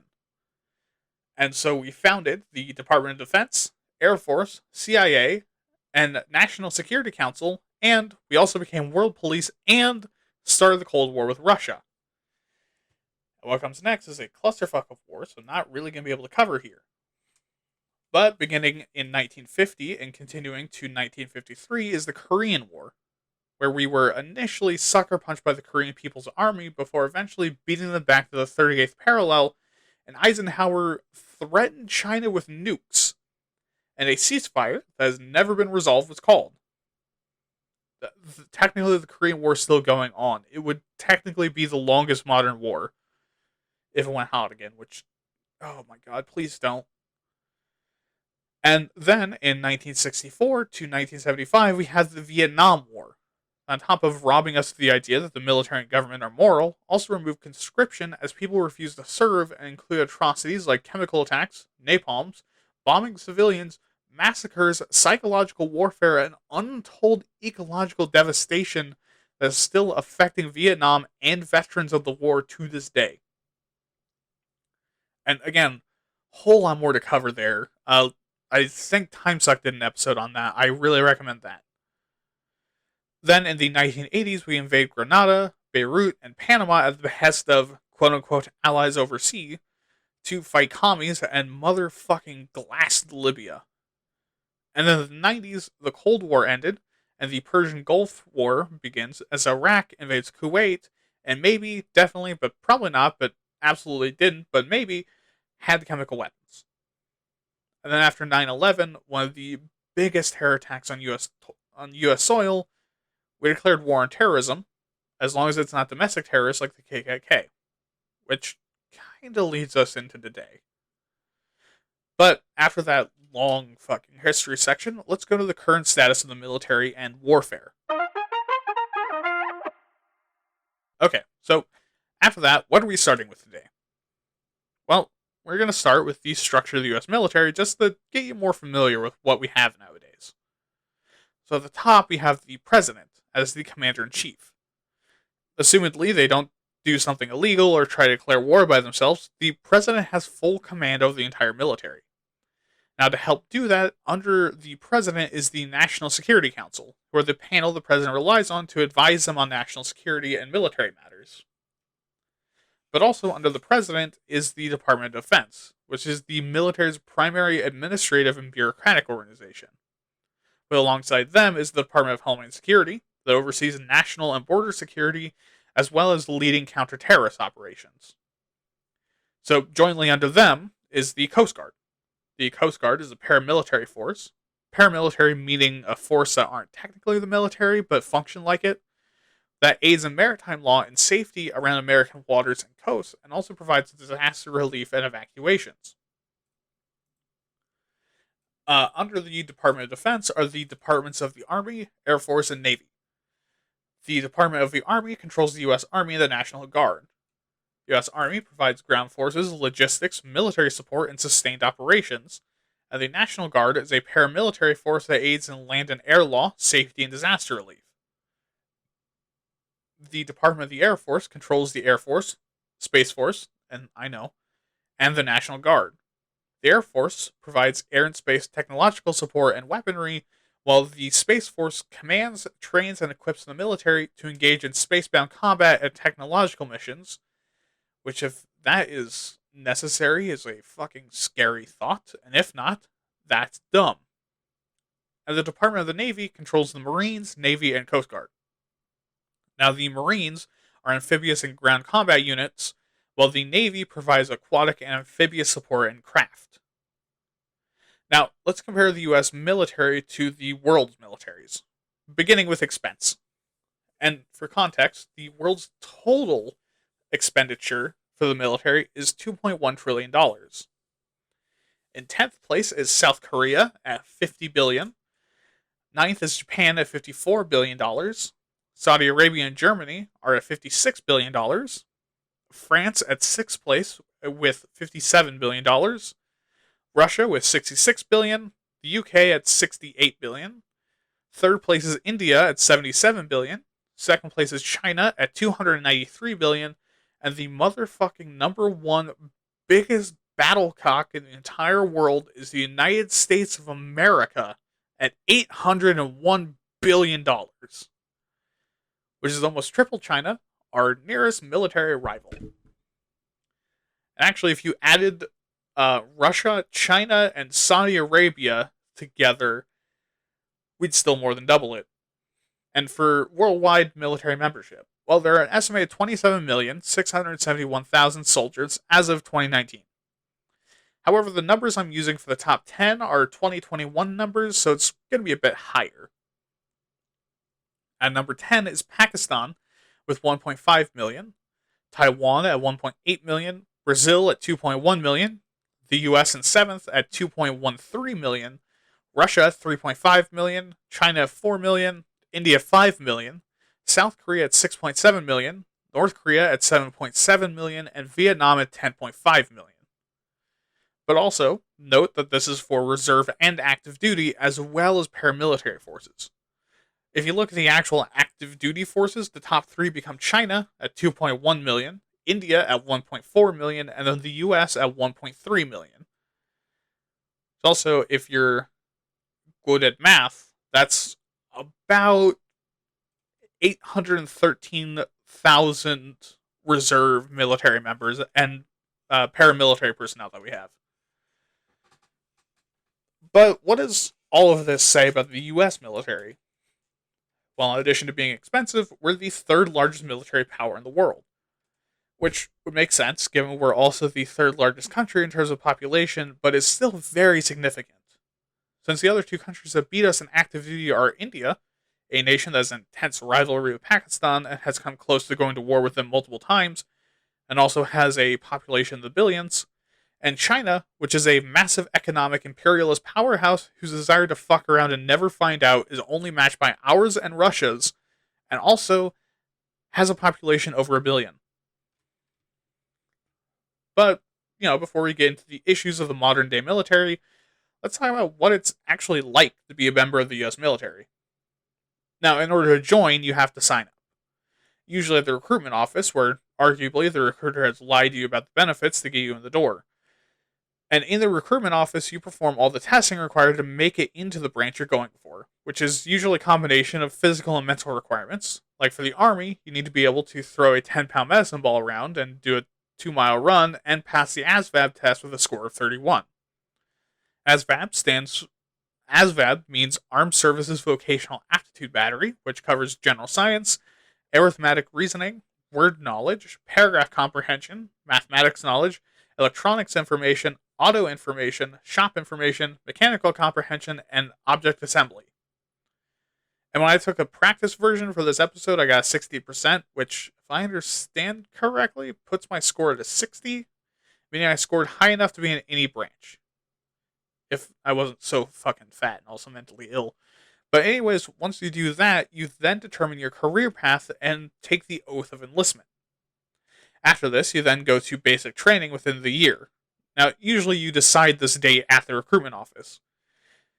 And basic training is basically a regimen of intense physical, emotional, educational, and disciplinary training to not only see if you can cut it in your chosen branch, but also to get everyone at vaguely the same level, in shape, disciplined, loyal, tough, and obedient as to survive in the military and ensure consistency. Because it's a lot easier to use your troops if they're all vaguely the same enough to deploy them similarly for their, specific type. And this period lasts somewhere in the ballpark from 9 to 12 weeks, depending on the branch. This also doesn't include if you go into special forces, which does also require higher testing ranges.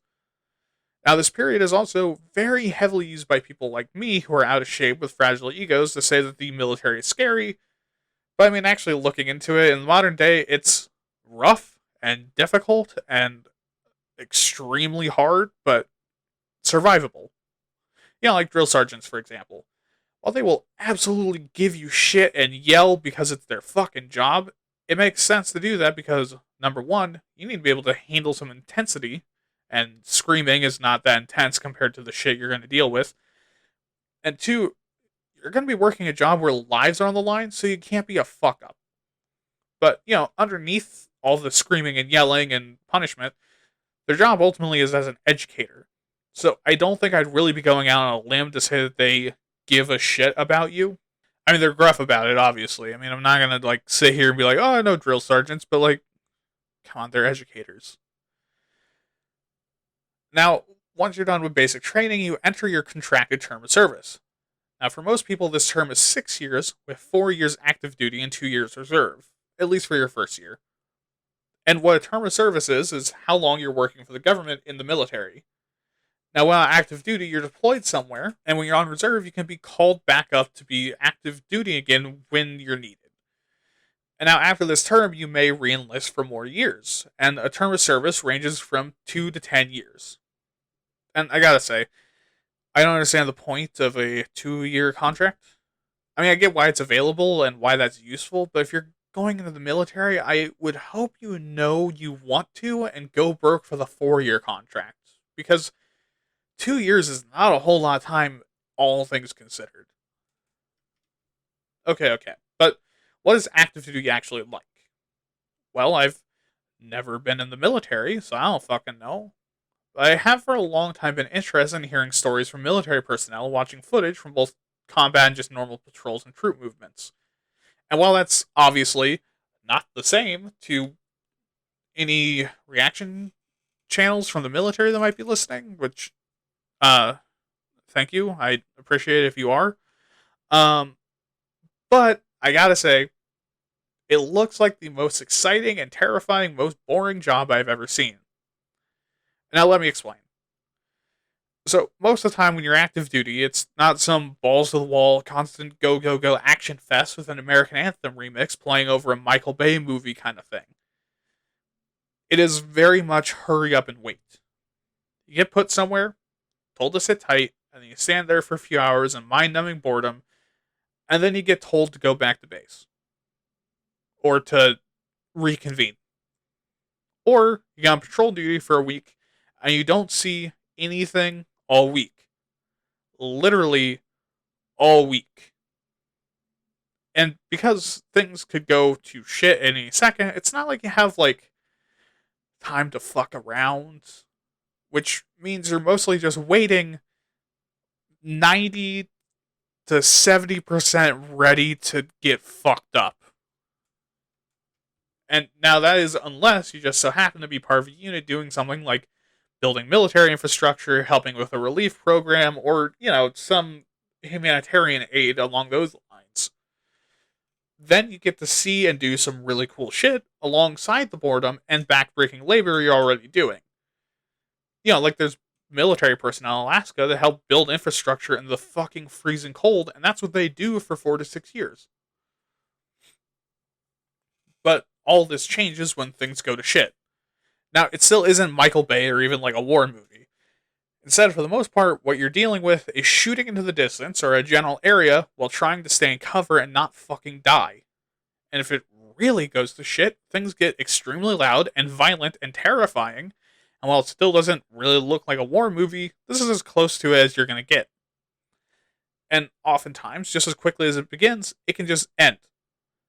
And then you're expected to go back to business as usual. And obviously, this can be exceptionally traumatic, because you're constantly on the lookout for shit to happen, and when it does, you're unlikely to really even see what you're shooting at, and it's even worse when you can. Which is a great opportunity to shift into the issues facing the US military. Alright, so the first thing, and something that the military itself is deeply concerned with, is a lack of recruits. Now, obviously, for military, this is an issue, but what's some of the deeper reasons? Well, first of all, people of recruitment age, between 17 and 30 on average, are more disillusioned than ever, both with the government and the military.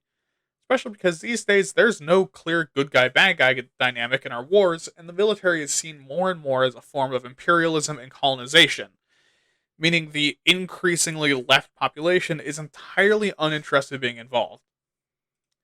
Secondly, the military itself has a shrinking interest in many of its potential recruits. Why?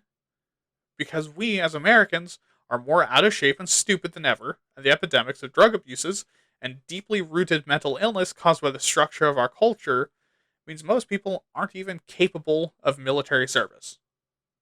Meaning the military wants a smaller and smaller portion of people who very well might be less and less interested in serving. And now, finally, there's been a lot of insight into your military benefits, and for most people, they aren't worth the cost. Especially if you are a smart, in shape, young person. Do you know how far you can fucking go if you are smart, in shape, and young? But speaking of which, the VA and veterans getting absolutely cream corned by mental illness and injury. The VA itself has many of the same issues that other health care agencies do, like poor or misused treatment, wildly expensive, or just straight up weird charges, long waits, lack of comprehensive care, and a bureaucratic system so confusing and complex that it's hard to use. But let's look at more specific reasons. Firstly, the veteran population is aging, meaning increasing VA budget to compensate. This also means that things are getting more complicated for these veterans, so they're experiencing a greater weight from the VA on them as well. On top of that, there's a huge backlog on the distillment and expansion of disability services for veterans, including there's one specific group of sailors exposed to Agent Orange in Vietnam that still haven't been given disability payments for the organ damage sustained by the Agent Orange. It is an open and shut case, and they still haven't gotten their help. Anyways, suppressing my anger a little bit, veterans aren't helped by the VA to adjust to civilian life nearly well enough, meaning veterans kind of flounder for a bit until they adjust by themselves. And like we talked about in the last episode, that's really bad for someone's survivability in modern America. But that's all added on to VA doctors being hard to find, and assigned doctors are usually hard to get a hold of or schedule an appointment with, and veterans could risk losing some or all of their benefits for going private. Now are two things I think warrant a trigger warning, so heads up for suicide, sex crimes, and hate crimes, because yes, those also happen in the military. So, because not a lot is done to address sexual assault or hate crimes, and is especially worse for women that, make up 16% of the military now, and the veteran suicide rate is 20 deaths per day over the last decade, which is 79,000 veterans, or more than the number of people killed in Afghanistan, Iraq, and Vietnam combined. And all three of these issues, the government just absolutely shafts veterans on and don't seem to really be interested in doing much, which all contributes to the average of 7% of veterans being diagnosed with PTSD, anxiety, or depression as a direct result of their service, and 29% will be diagnosed over their lifetime, usually in connection with their service in some way. Now, this isn't part of the script, but I do also want to say, I just remembered something else about military culture is that it's very macho, and you can solve your own problems. So, veterans are usually a little bit more than unwilling to seek help for these issues in the first place, which means that they often suffer with these alone, or when the VA screws them over, they just try to suck it up. Meaning veterans are being victimized and no one's doing anything about it, including themselves, because it's just an expectation that, of course, you would just fix it. But anyways, if this all wasn't bad enough, we also have the problem with extremists in the military. And now, they don't make up anywhere near a significant portion, but the fact that there are some is fucking terrifying. And there's enough to present credible threats, and also, according to the military, present credible threats, including causing physical harm, causing security breaches, harming morale and cohesion, harming recruitment, because reasonably you don't want to be shoulder to shoulder with a skinhead, and they're more likely to to steal military hardware and commit other crimes. Not to mention that if their flavor of extremist decides, fuck it, kill them all, do you trust them to stay in line and stick with the military? And do you trust them enough to still deploy them against those fascists? And also because America decided to be the world police, it's counterproductive to take an ethno-fascist, train them to use some military hardware, give them a gun, and then surround them with unarmed people who aren't white and tell them to be nice. And speaking of world police, we made that our job during the Cold War when we were the cutting edge of military power. And now that's slipping. Why? Well, for one, our soldiers aren't prepared for conventional warfare. We've gotten used to unconventional guerrilla warfare. Also, the military hasn't modernized in the way that it needs to in decades and is super inefficient and slow at modernizing in the right ways. So our personnel and hardware are really showing their age. Especially compared to other nations that are revamping their entire military structure or are really focused on modernizing. And our international strategy is to play defensively and keep on guard for a surprise attack or ambush, and then make one quick, decisive blow directly into the enemy's heart and win. Unfortunately, that requires both modern military hardware, a ton of money, and well-prepared and fit soldiers capable of performing that kind of blitz attack. And all of this means that our, hey, if you fuck around and find out, America will fuck your entire ass, balls, dick, and mouth threat is, beginning to lose its teeth a bit. It's going from being told, I'll fuck you up, from a tall, strong muscle man covered in tattoos and battle scars, and being told, get off my lawn, those are my minorities to bully, by an old man that remembers when sliced bread was the new hotness. And the final problem is capitalism. See, as military action is becoming very expensive and also rare, we've entered the mercenaries are pretty fucking cool phase of history again. But the problem is that private militaries have very little oversight from a government and oftentimes have way too much leeway.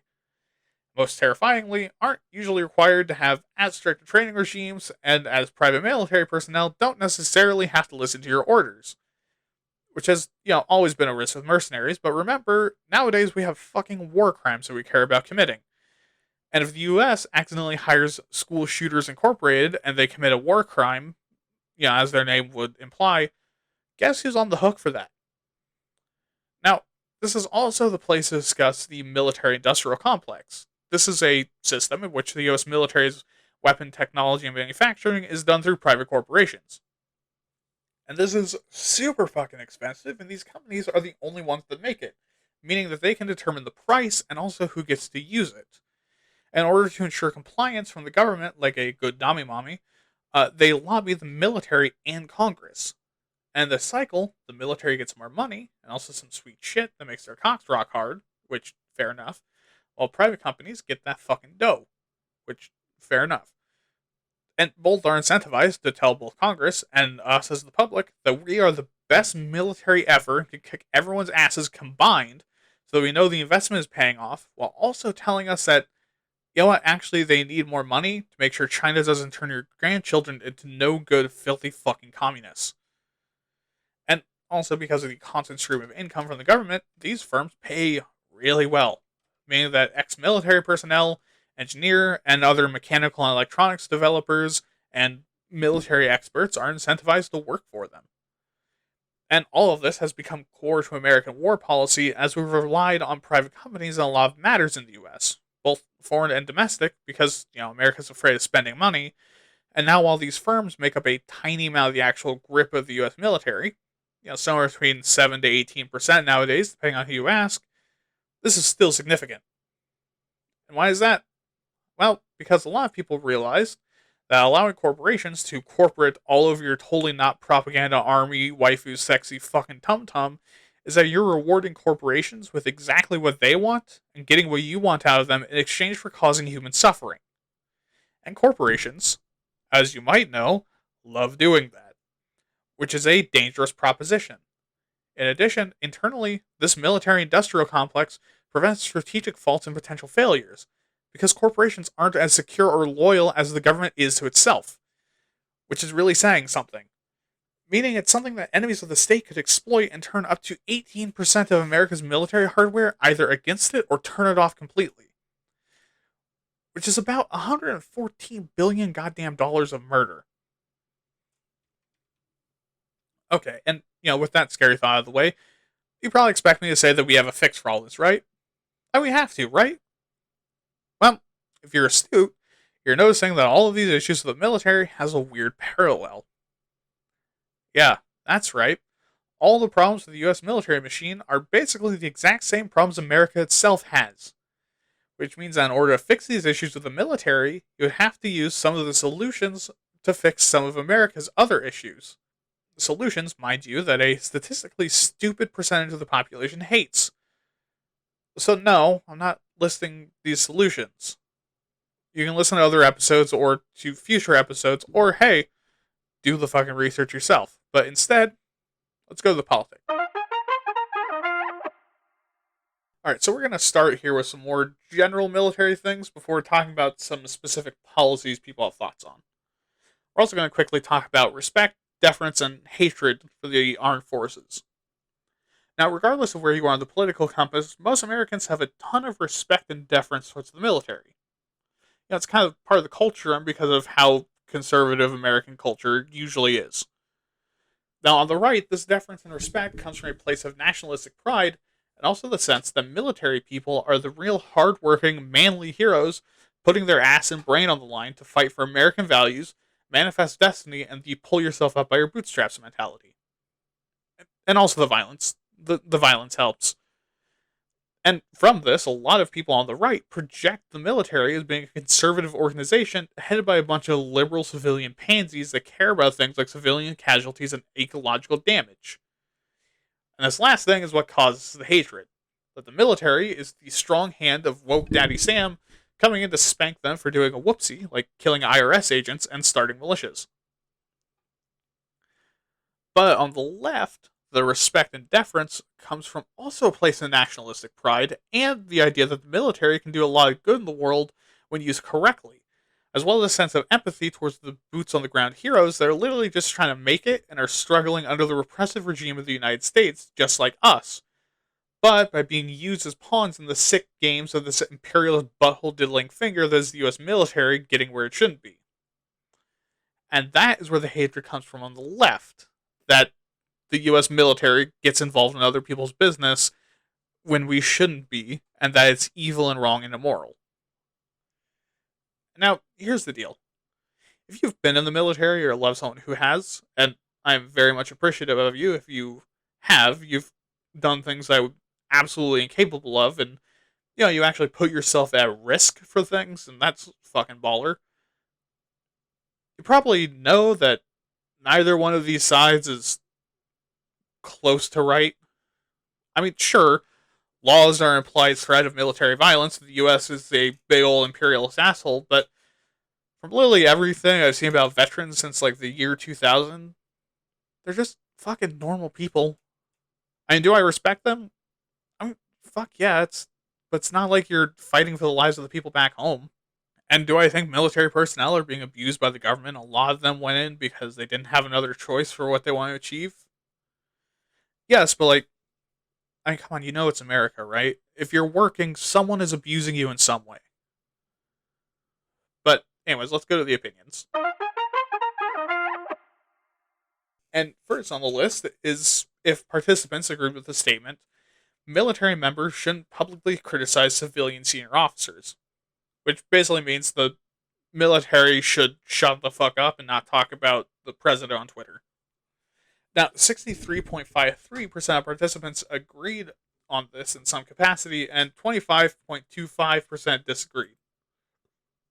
And taking into account politics, the number on the right shot up to 72.2, and on the left went up to 63.81. Which means in the modern day, people really think that the military should just straight up stay out of politics. Next is that the military should advocate for military policies, or that the military, they're going to be political, should at the very least be doing it in a way that's in the fucking job description, Janet. 66.7% agreed and 20.7% disagreed.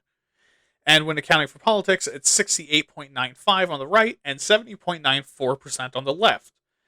Which again, goes to show that politics rots your fucking brain because they think the military agrees with them instead of saying, More guns, please, despite the fact that they're getting chunky and need to go on a diet. A diet of probably like what, $300 to $400 billion.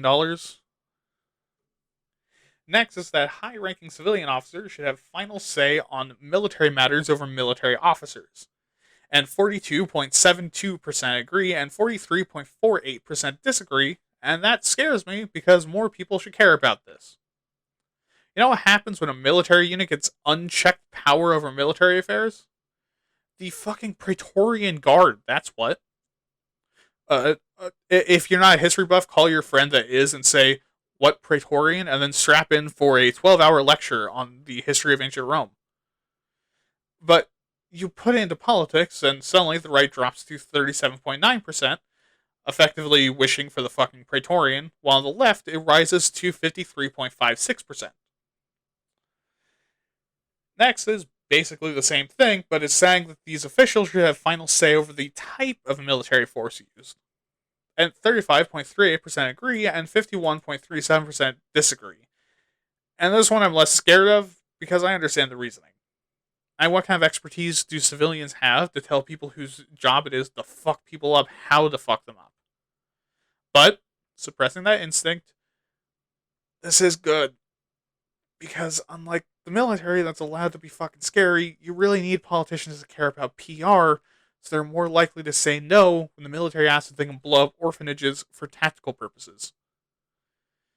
Even though they're usually the ones suggesting it nowadays. Anyways, adding in the left and right, we have 45.01% agreement on the left and 34.65% agreement on the right. Which again, not super surprised.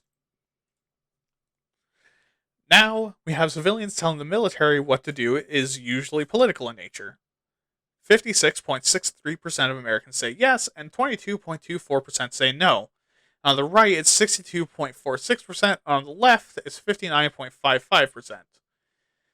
And to me, this shouts culture war brain poison, because yes, it can often be political, because politics, diplomacy, and war are all interconnected social constructs that bleed into each other in terms of language and usage, but again, civilians worry about PR.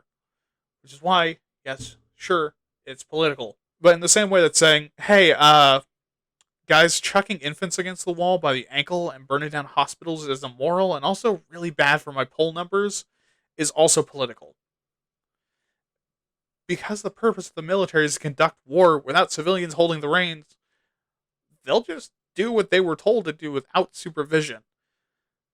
Which, again, if you've studied military history, you know that, like, militaries, when left to their own devices, get fucking brutal. Hence the chucking infants against the wall. Next, during wartime, the military should run the war. And 25.52% disagree. And 76.54% of the right and 60.4% of the left similarly agree. Now, with the number of righties agreeing, some part of me tells me to instantly disagree. But think for a moment. This question isn't saying no oversight. It's saying the management of the war. And I can get behind that, because civilian officials have a lot on their plate, and also aren't going to be good at that at fucking all. So by pawning it off on the military, the civilians have more time and less on their plate. But also it means they don't have to be as heavily personally invested, meaning they can negotiate peace better than if they were micromanaging. I mean, look, that's probably a dumb take, and you're invited and welcome to disagree. And hell, correct me on this one. I don't fucking know what they were intending to ask. Okay, so, second to last, we have the idea that civilian control of the military is safe. 37.13% say yes, and 48.3% say no. 35.02% of right-wingers agree, and 44.73% of left-wingers agree. Now, correct me if I'm wrong, but isn't this, kind of literally the entire reason to have civilians making the top-down choices? Why the fuck else would you do it if not for safety? Again, look, I know where people are coming from. Politics is full of dummies that don't know what they're talking about, that are worthless, paid-off, talking shitheads. And yes, but remember the adage that the wise are silent. Well, I don't trust the government for as far as I can take its dick in my butt. it's also something that you have to hope for because the intention is so fucking necessary that you can't assume the worst or just everything stops working. All right, now finally we have the question of, will military leaders avoid carrying out orders they disagree with? Now, 11.17% of the general population thinks always, just like 9.03% of right wingers and 17.09% of lefties. And they're fucking stupid and wrong, and I hate them. Because the thing is, I don't hate you, by the way, that the military indoctrinates you. Which is a scary word, I know, but basically means they enculture you with a culture that does what's fucking told to do when it's told. So the idea that military members will always refuse direct orders, especially when they're shitty, is just action movie stuff. However, I think the 3.94% of the public, 3.97% of the righties, and 3.42% of lefties are far too pessimistic because they say they never question orders. They seem to think that if you told a squad marine to eat an infant that they'd do it without hesitation. And look, at the very least, they would cook it first, but this is equally unfair to military members because, yeah, they're human too. There's shitty, immoral things they don't want to do and will not do and have the right to not do, just like all other people. But with those general ideas out of the way, let's look at more specifics. And for context, these come from 2011, so they're going to be hella outdated. So first, Americans were asked who has made the most sacrifices since 9/11. And 43% of respondents said the American people, and 83% said the military and their families. I think both are fair, and honestly should be higher. I mean, everything we've said so far considered. But they were also asked if the military sacrifices were fair, and 26% said it was unfair, while 70% said they should have known better, and it's just part of the job. Which is a fucked up thing to say, in my opinion. Because not only are recruits lied to, often, but also, like, just because it's part of the job doesn't mean it shouldn't change. I mean, obviously the chance of death can't be changed because of the fucking military, but you can't argue that statistically likely to kill yourself isn't part of the job. But, this is compared to the support for the military, where 91% of Americans felt proud of the US military at some point, and 76% said that they've thanked the person in the military. By comparison, only 58% have said that they've actually helped someone in the military. Now, I'm not saying you have to. What I am saying is that if you're someone who simultaneously slobs the knob of army vets in public and then says, fuck them, they chose this, while refusing to help, you're a shitbag. I just straight up, you're a shitbag. And the thing is that if you're like me, have respect and think that they should get help, but you're also not doing anything, you're a dickhead. I mean, you're not a shitbag, but you are a dickhead. Alright, so now we talk about Afghanistan and Iraq. First, was it worth it? 54.5% say no overall, but people on the right say yes at 57.5%. The left say no with a resounding 64%, and people in the middle say no at a rate of 60.5%. Which all makes sense, and I would expect that number to be even lower nowadays. I really don't think that support has really increased. Then is the process of nation building. Basically ensuring that their country bounces back, and this time in the way that we like, while also being stable and, fixing the mess that we made. And 45% of Americans think it's a good idea, and 51% of lefties do. However, exactly half of the right dislikes it, and 52% of libertarians, anarchists, and everyone else in the middle don't. And finally is the question of, are drone strikes acceptable? To 68% of people it is, to 19% it isn't, and 2% say it's no different than normal war. And hindsight being 2023, I agree with the second group. And we've drone struck some shit that was fucked up to drone strike. Like weddings and funerals and shit for civilians that just so happen to have military-age men. But now, I want to end this section by telling you that none of us actually know what the fuck we're talking about and want nothing to do with the military. Now, 78% of people have confidence in the military, and 58% think it's efficient use of resources, which, holy shit, you're dumb. but only 44% understand the benefits and rewards, and 27% actually understand the problems. And again, despite that 48% of Americans think young people should totally join, which also 74% of people say, let's never do the draft again. So hey, military members and cosplayers, I'm sorry that half of this was fucking dumb and I don't know what I'm talking about, but none of us do. Please be gentle on our brain boy pussies. Anyways, to the soapbox before any of us have too much time to think about what I just said. Alright, so what do I think of the military and war? Hypocritically. Because on one hand, I do think that modern militaries are neo-colonialism and some serious cock-waving to flirt with the idea of human extinction, and that the use of military force is so rarely justified. And I also fully think that war is evil and that we shouldn't use violence to get our way, because remember, I'm a fucking leftist. We've all gone soft and think that words can solve everything. On the other hand, I fucking love combat.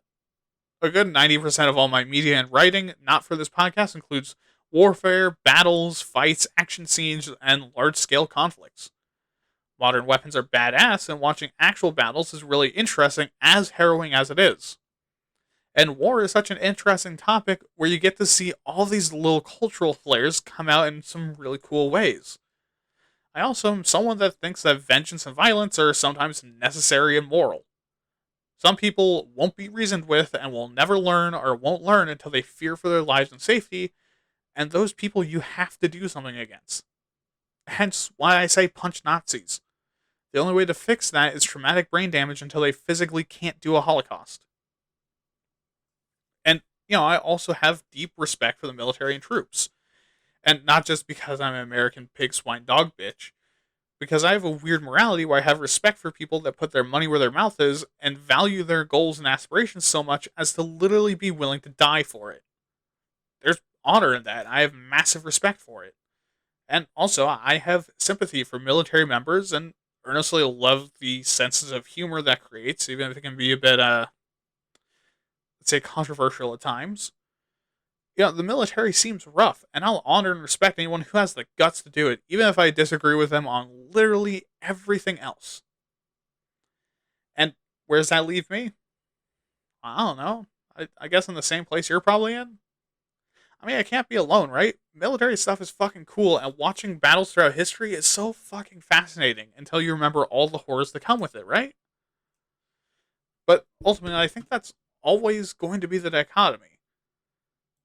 We're a species that developed and grew strong from adversity, and militaries are a symbol of that, both being the adversary and also our protection from it. Warfare is similar to that, and I think because we're driven to compete, overcome, and adapt as a survival mechanism, we're probably never going to be without a military presence in some regard. And I don't think violence will ever go away, and if I'm being honest, I don't think I want it to. Because as fucked up as it sounds, there's a time and a place. And that time is on the edge of much greater evils and the places wherever that evil is. I mean, I do also think, though, that it's the place of the victim and their advocates to do something. We don't need to be, nor should we be, world police. No one should be. Instead, I think the world can come together to address evils with violence and otherwise use our words and money. But anyways, this has been a very long episode, so let's go home. And there you are, episode 9 done. Again, sorry for the long episode. This is definitely going to be the biggest one yet. That's what she said. As always, if you have opinions, advice on how to make the show better, a bad Navy SEAL copy pasta to send me, an invitation from a female Marine to turn my fucking pelvis into dust, and, really anything else that you want to tell me, make sure to email me at waytatpods@gmail.com. That is WAYTATPODS@gmail.com. And remember, check out my other podcast, WAYTAT Nerd, where I do basically the same thing, but with nerd topics like fantasy, sci-fi, role-playing games, etc., where I hope you'll, at the very least, tolerate it just as much as this. And also remember to follow me on Twitter at WAYTAT_pods for more episode announcements. Have a good night, don't murder, have fun, and remember, tip your Praetorian. This has been Why Aren't You Talking About This? And I've been your host, William. Good night.